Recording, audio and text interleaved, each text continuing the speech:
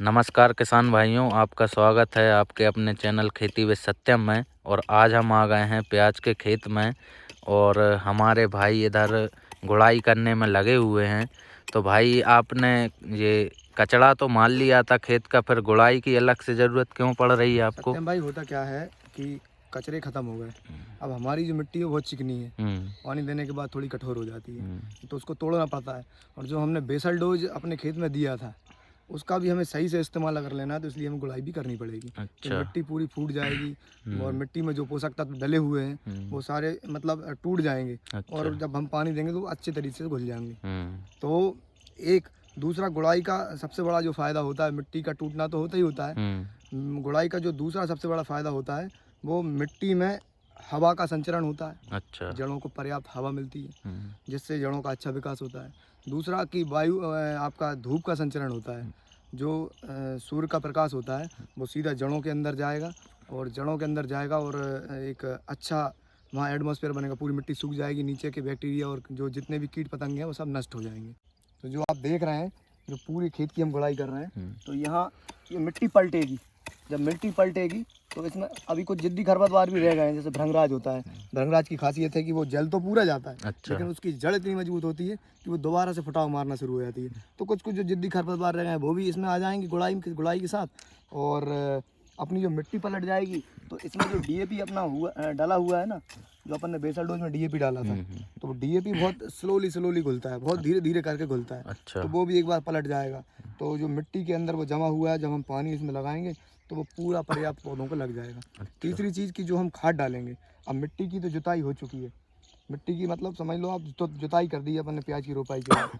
तो जो अपन खाद डालेंगे तो खाद भी जा कर के मिट्टी की पौधों की जड़ों के अंदर चला जाएगा। तो पौधों की जड़ों के अंदर जब खाद जाएगा तो पूरी तरह से जड़ों को प्राप्त हो जाएगा। तो जब पौधों की जड़ें अच्छे से खाद को ग्रहण करेंगी तो पौधा मजबूत बनेगा और पौधे में और जो जड़ में हमने जो खाद दिया है वो पूरी तरह से घुल जाएगा।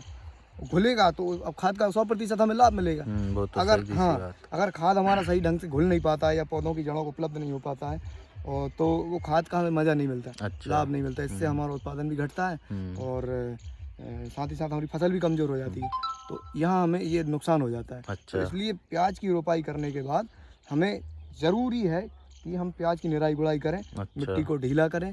तो मिट्टी ढीली होगी तो प्याज का कंद भी अच्छे से साइज लेगा और जो पोषक तत्व ज़मीन में पड़े हुए हैं वो भी पलट जाएंगे। तो मिट्टी को भी धूप लग जाएगी, कीट पतंगे और फंगस जैसी चीज़ें हैं वो ख़त्म हो जाएंगी। अच्छा। तो ये सारे हमें लाभ मिलने वाले हैं।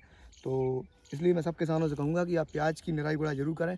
जब 20 से 25 दिन की आपकी प्याज हो जाए तो आप एक बार इस तरह की ये जो कुदाली होती हैं, इन कुदालियों से आप प्याज की गुड़ाई करें। क्योंकि इस कुदाली का मैं इसलिए कहता हूँ, पहले जो खुरपी चलती थी वो खुरपी जो है उतनी मिट्टी नहीं उठा पाती थी, लेकिन अभी हम जो कुदाली का इस्तेमाल करते हैं तो ये अंदर तक गहरी चली जाती है। इसका मुझे मुंह भी छोटा दिख रहा है, वो हाँ, खुरपी कि ये ज्यादा उसी तरह साइज से की उन्होंने होती है। डिज़ाइन की है। तो ये पूरा का पूरा ये अंदर चला जाता है और मिट्टी को करीब 2 इंच 1.5 इंच तक ये मिट्टी को निकाल देता है ऊपर की तरफ। प्याज भी नहीं कटेगी हाँ, इससे। प्याज भी नहीं कटती है। तो ये एक मतलब एक निश्चित जगह पर ये गड़ता है जाके। हम मारते हैं तो प्याज में भी नुकसान नहीं होता। और आप देख रहे होंगे कि ये देखिए हम मार रहे हैं और प्याज में नुकसान नहीं है। तो ये इस तरह से पूरा पिलाऊ हो जाता है कुल मिला के। तो ये देखो इतनी गहराई तक ये जा रहा है। तो जब कोई चीज़ इतनी गहराई तक जाएगी तो मिट्टी में जब पानी लगाएंगे तो मिट्टी फूल जाएगी। सही बात फूलेगी है। तो मिट्टी नरम हो जाएगी। तो ये आज का हमारा कॉन्सेप्ट था। तो मिलते हैं अगले वीडियो में।